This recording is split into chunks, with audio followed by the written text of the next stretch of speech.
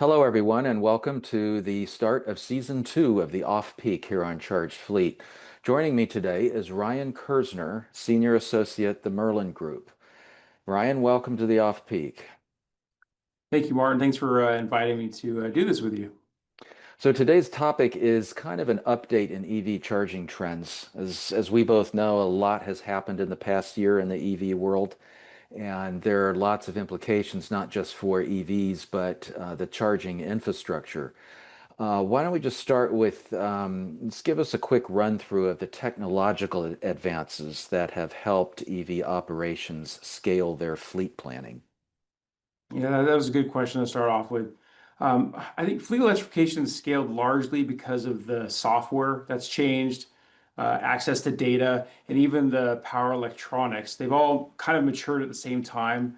The biggest advantage is I think the modern fleet management platform, which acts as like a single decision layer. It integrates the vehicle telematics, route planning, and even the energy forecasting. And this allows fleet operators or fleet managers to accurately model the duty cycles, charge windows, and the battery degradation all before they even add vehicles. So they can really see what's happening ahead of that costly infrastructure, and allows them to scale better because they can look at several locations, different types of vehicles, what's happening with their fleet all before they actually go all in. Hmm. I've also seen huge gains in smart charge management systems.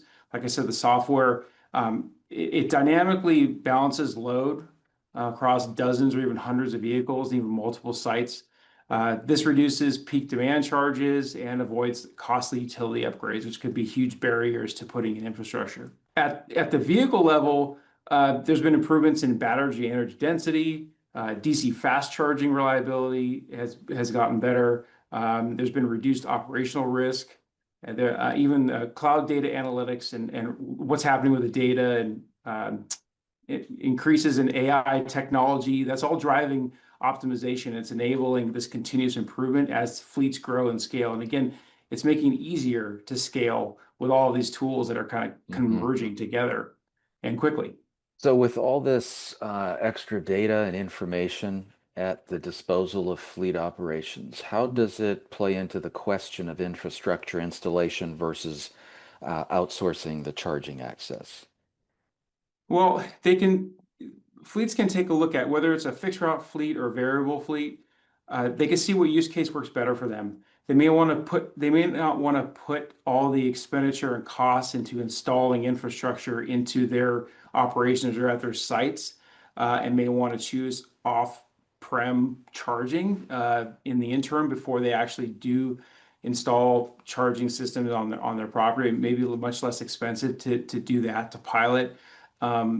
Fleets with predictable routes that have like high vehicle dwell time or dense operations, like last mile delivery, they almost always install their own charging.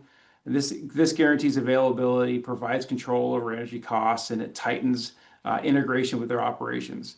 On the flip side, vehicles that have variable routes with lower utilization, or that are just doing an early pilot and they're just Hmm. testing this out, they may choose to only do public or third party networks for their charging. It definitely reduces the upfront capital expenditure and that deployment risk. I think the key practical issues that remain, especially if you're installing infrastructure on your own premises, are local utility timelines, the available incentives you need to consider, any sort of real estate constraints if you're leasing the property or if you own it.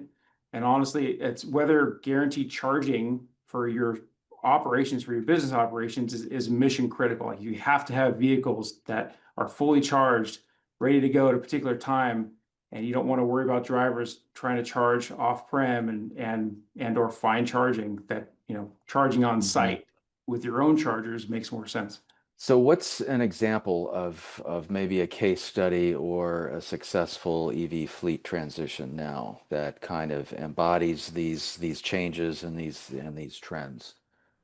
A common success story that I share involves large delivery package or large delivery operations that needed EV infrastructure installation, and working with them on everything from site operations to the OEMs to choosing the right hardware and the right infrastructure. the last mile fleet or large delivery operation, their success all follow a very clear and similar pattern. It's deploying depot-based charging aligned with fixed routes, overnight dwell time, typically multiple level two chargers. They have a schedule. In those cases, in those success stories, those rollouts have a centralized charging at the depot paired to the right charge management system. That's really important. The charge management is needed to manage the energy, and it enables hundreds or even thousands of delivery vans to operate on a predictable schedule. And it keeps energy costs low, and it overall helps the site operations run smoother. Mhm. All right, so there's a lot more we can get to here. I'm going to skip this last question about the regulatory and political climate and how that's affecting the pace of electrification. I think maybe we'll save that for another episode, but this is definitely something we want to revisit. So thanks a lot for joining us on Yeah. the Off Peak.